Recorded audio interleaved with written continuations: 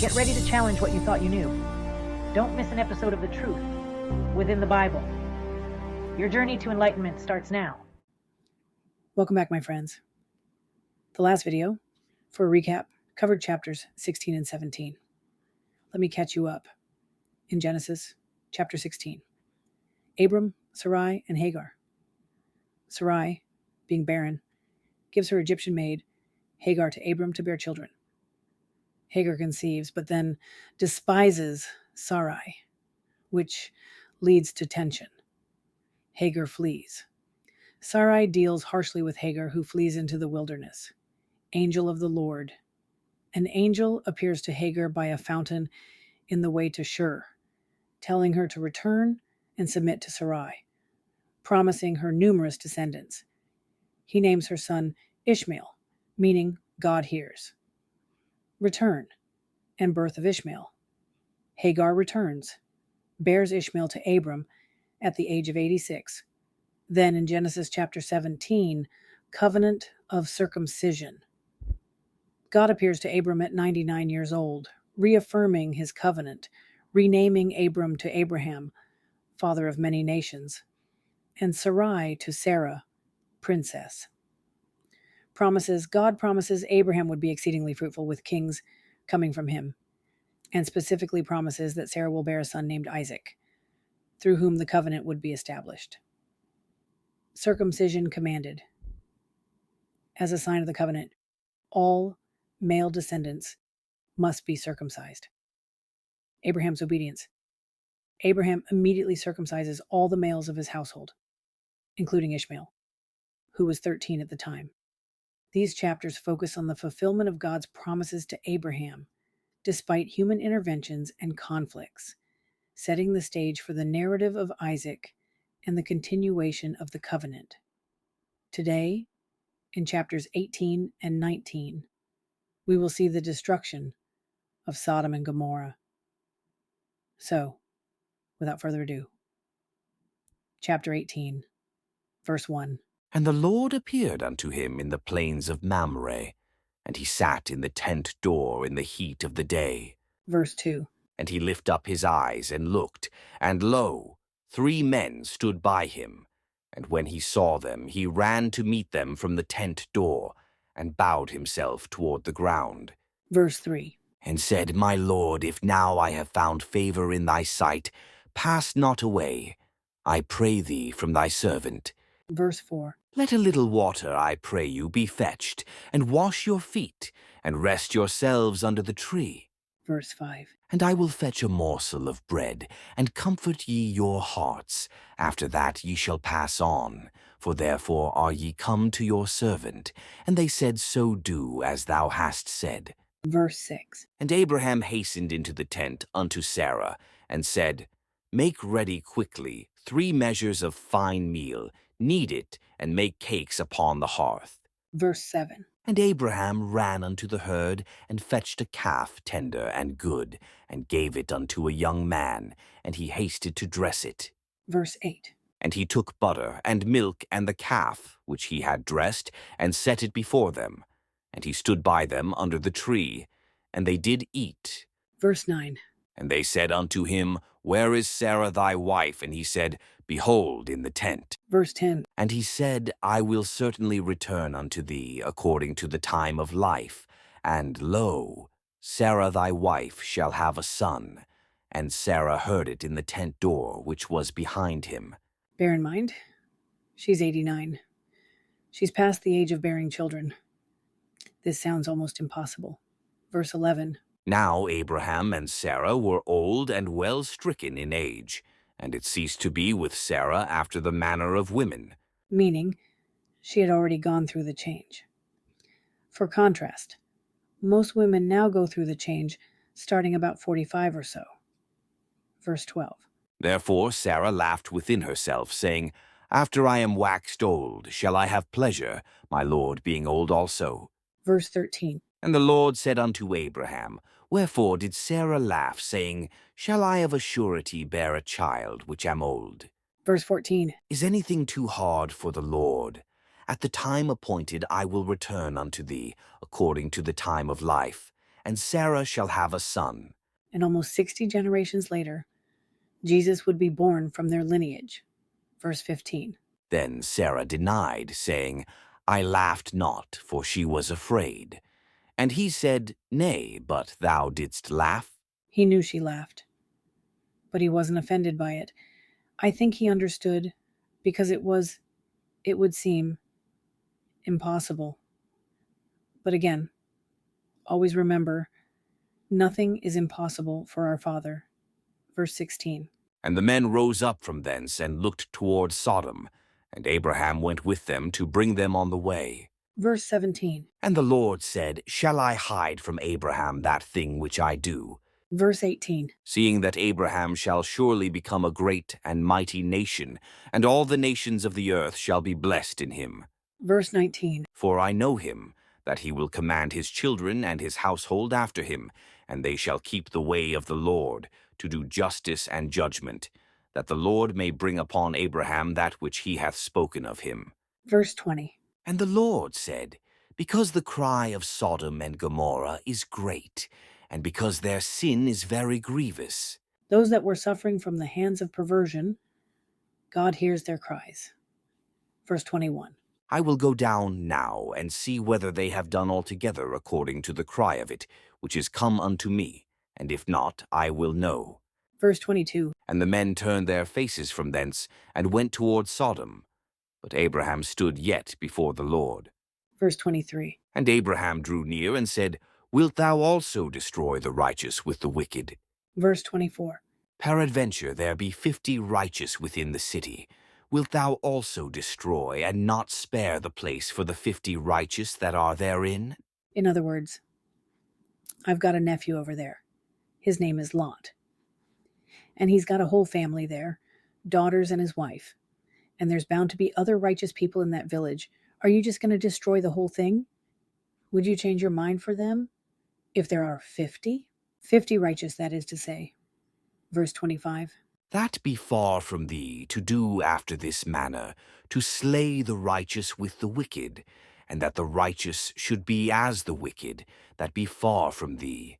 Shall not the judge of all the earth do right? Verse 26. And the Lord said, If I find in Sodom 50 righteous within the city, then I will spare all the place for their sakes. Verse 27. And Abraham answered and said, Behold, now I have taken upon me to speak unto the Lord, which am but dust and ashes. He humbles himself. He doesn't know if he should have the right to ask, but he's going to give it a go. Because he knows Sodom and Gomorrah isn't likely to have 50 righteous souls. So he is going to push it a little. Verse 28. Peradventure there shall lack 5 of the 50 righteous. Wilt thou destroy all the city for lack of 5? And he said, If I find there 40 and 5, I will not destroy it. Now, 45 in numerics is preservation, but he is going to try to push it some more. Verse 29. And he spake unto him yet again, and said, Peradventure there shall be 40 found there. And he said, I will not do it for 40's sake. 40 is probation in numerics. But there's not even going to be 40 righteous men and women and children in Sodom and Gomorrah. That's how bad the sin was in that place. And God had already heard the cries of the wounded.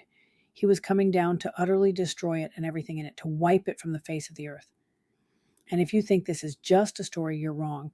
The remains below the old Dead Sea have been found where this city was burned. It's there. Proof. Verse 30. And he said unto him, O let not the Lord be angry, and I will speak. Peradventure there shall 30 be found there. And he said, I will not do it if I find 30 there. 30, of course, is the blood of Christ. Verse 31. And he said, Behold now, I have taken upon me to speak unto the Lord. Peradventure there shall be 20 found there. And he said, I will not destroy it for 20's sake. 20 in numerics is redemption. Verse 32. And he said, O let not the Lord be angry, and I will speak yet but this once. Peradventure 10 shall be found there. And he said, I will not destroy it for 10's sake. And 10, of course, is testimony. Law and responsibility. Testimony of the Lord Jesus. Law and responsibility in Sodom and Gomorrah. Verse 33. And the Lord went his way, as soon as he had left communing with Abraham, and Abraham returned unto his place. That ends chapter 18. Abraham had done what a kinsman redeemer is going to do. His nephew's over there, his nephew's wife, 4 daughters, and maybe some sons. 2 of the daughters married, 2 not. 2 were still virgins, and naturally, he loved his kinfolk. He had taken 318 of his own family when Sodom and Gomorrah was raided by some kings, and freed his own relatives there and brought them back. Here we have the 2 angels and the angel of the Lord moving towards Sodom and Gomorrah to destroy it. He wanted to save his family. Let's jump right into the next chapter. Chapter 19, verse 1. And there came 2 angels to Sodom at even, and Lot sat in the gate of Sodom. And Lot, seeing them, rose up to meet them, and he bowed himself with his face toward the ground. Verse 2. And he said, Behold now, my lords, turn in, I pray you, into your servant's house, and tarry all night, and wash your feet, and ye shall rise up early, and go on your ways. And they said, Nay, but we will abide in the street all night. Now, this was a dangerous place. Just as many of our cities today would be a dangerous place to abide in the street all night. Think about it, and you might realize sometimes how close we come to being Sodom and Gomorrah in certain places today. Verse 3. And he pressed upon them greatly, and they turned in unto him, and entered into his house. And he made them a feast, and did bake unleavened bread, and they did eat. Verse 4. But before they lay down, the men of the city, even the men of Sodom, compassed the house round, both old and young, all the people from every quarter. All the people from every quarter, even the children, were corrupt in this place, and God had heard those cries of their victims. Verse 5. And they called unto Lot, and said unto him, Where are the men which came into thee this night? Bring them out unto us, that we may know them. Yes. When they say to know them, they are implying a sexual act. This town was full of what we are calling today woke. And they were brazen enough to ask for Lot to send them out so they could have their way with them, disgusting and evil. Verse 6. And Lot went out at the door unto them, and shut the door after him, Verse 7. and said, I pray you, brethren, do not so wickedly. He is saying there is no reason for this. Don't act that way. Verse 8. Behold, now I have 2 daughters which have not known man. Let me, I pray you, bring them out unto you, and do ye to them as is good in your eyes. Only unto these men do nothing, for therefore came they under the shadow of my roof. As being customary, even to this day. When someone is under your roof, they are under your protection. Not that they needed any, but Lot was a good man. Hard to fathom that last verse, though. I suppose it's the way of the land, and how little women are thought of in the Middle East. Here, we would have had a shotgun leaning against the wall, and we would have protected our womenfolk. Men in America are trained to do that from childhood up, and so it is even to this day. It's very difficult for a free-thinking person living in a free nation such as America to understand how Lot, being a righteous man, could come to a conclusion like that, to throw his 2 daughters out there to a pack of perverts. But then again, maybe knowing they're perverts, he knew the women didn't have too much to worry about in a pack of gay men. Verse 9. And they said, Stand back. And they said again, This one fellow came in to sojourn, and he will needs be a judge. Now will we deal worse with thee than with them? And they pressed sore upon the man, even Lot, and came near to break the door. Verse 10. But the men put forth their hand and pulled Lot into the house to them and shut to the door. The crowd had Lot pushed up against the door, and the angels opened the door and pulled him back into the house. Verse 11. And they smote the men that were at the door of the house with blindness, both small and great, so that they wearied themselves to find the door. They were blinded. Verse 12. And the men said unto Lot, Hast thou here any besides, son-in-law, and thy sons, and thy daughters, and whatsoever thou hast in the city? Bring them out of this place. They couldn't even find 10 righteous in all the city. So they're going to destroy this place and these people. So they told Lot to grab his family and go. Verse 13. For we will destroy this place, because the cry of them is waxen great before the face of the Lord, and the Lord hath sent us to destroy it. Verse 14. And Lot went out and spake unto his sons-in-law, which married his daughters, and said, Up, get you out of this place, for the Lord will destroy this city. But he seemed as one that mocked unto his sons-in-law. They're mocking him when he's trying to save their lives. Verse 15. And when the morning arose, then the angels hastened Lot, saying, Arise, take thy wife and thy 2 daughters, which are here, lest thou be consumed in the iniquity of the city. Verse 16. And while he lingered, the men laid hold upon his hand, and upon the hand of his wife, and upon the hand of his 2 daughters, the Lord being merciful unto him, and they brought him forth, and set him without the city. Literally carried them out of the city. Verse 17. And it came to pass, when they had brought them forth abroad, that he said, Escape for thy life, look not behind thee, neither stay thou in all the plain. Escape to the mountain, lest thou be consumed. Verse 18. And Lot said unto them, O not so, my lord. Lot was a city boy by now. He didn't want to go into the mountains. Verse 19. Behold, now thy servant hath found grace in thy sight, and thou hast magnified thy mercy, which thou hast showed unto me in saving my life. And I cannot escape to the mountain, lest some evil take me, and I die. He was chicken to go. Verse 20. Behold, now this city is near to flee unto, and it is a little one. O let me escape thither. Is it not a little one? And my soul shall live. Verse 21. And he said unto him, See, I have accepted thee concerning this thing also, that I will not overthrow this city, for the which thou hast spoken. Verse 22. Haste thee, escape thither, for I cannot do anything till thou be come thither. Therefore the name of the city was called Zoar. Zoar means little one. But do you know what it was called before it was called Zoar? It was called Bela. Bela means destruction. So it still lies under the surface. Exactly what's going to happen there.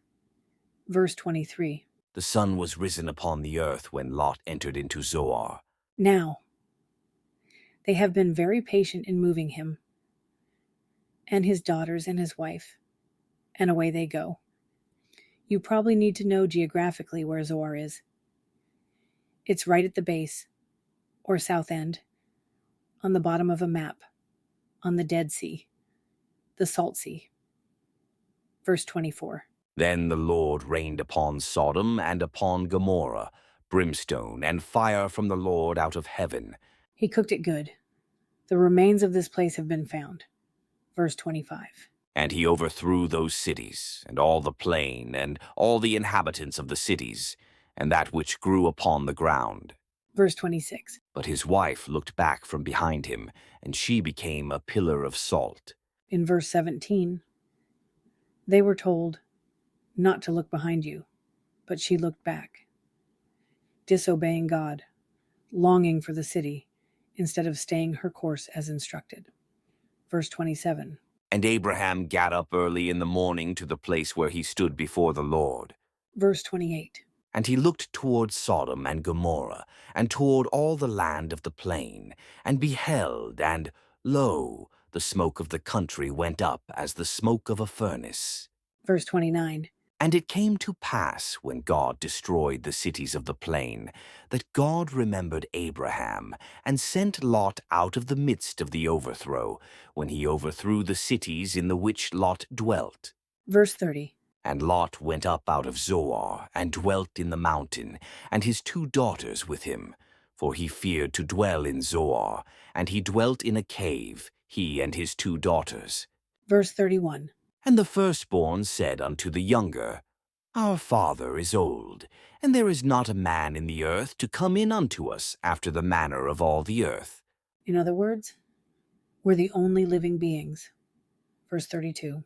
Come, let us make our father drink wine, and we will lie with him, that we may preserve seed of our father. A lot of people think that this was an incestuous affair, and that's what drove it. Incest was not the driving force here. This is the law of survival placed in every human being by Almighty God. They think they're the only people left on earth, and the only way they can ever go on is if they do what they have planned. Verse 33. And they made their father drink wine that night, and the firstborn went in and lay with her father, and he perceived not when she lay down, nor when she arose. He was inebriated, completely snockered. He was not aware of what went on. Verse 34. And it came to pass on the morrow that the firstborn said unto the younger, Behold, I lay yesternight with my father. Let us make him drink wine this night also, and go thou in and lie with him, that we may preserve seed of our father. Now they didn't know that Abraham is off where God had protected him and the rest of the family. They felt this was it. This was their only hope of even continuing life on earth as far as people go. Verse 35. And they made their father drink wine that night also, and the younger arose and lay with him. And he perceived not when she lay down, nor when she arose. Again, drunk out of his mind. He didn't even know it happened. Verse 36. Thus were both the daughters of Lot with child by their father. Verse 37. And the firstborn bare a son, and called his name Moab. The same is the father of the Moabites unto this day. Moab means of his father in the Hebrew. A people were born from this, a nation. Verse 38. And the younger she also bare a son, and called his name Benami. The same is the father of the children of Ammon unto this day. Now in the Hebrew tongue, Ben is son. Ami is people. And what it is, son of my people, is what it means. Then there is Ammon, which is the people. And so it is that they did what they felt was survival for mankind, thinking with the destruction, which I'm sure to witness was an awesome, awesome sight, to see the wrath of God come down on Sodom and Gomorrah. In the next video, we will have Abraham as he moves on. Abraham and Sarah were half brother and sister. They had different mothers, but they had the same father. But they would use this among certain nations because Sarah was a beautiful woman, so very desirable, and this oftentimes caused problems. But God always protects the woman through which the Christ child would come, so that lineage would be pure and suitable all the way from the family of Noah, who was a perfect pedigree, and not intermixed with the hybrids of the fallen angels, making that seed line fit to bring forth the Christ child. Until the next video, stay strong, my friends.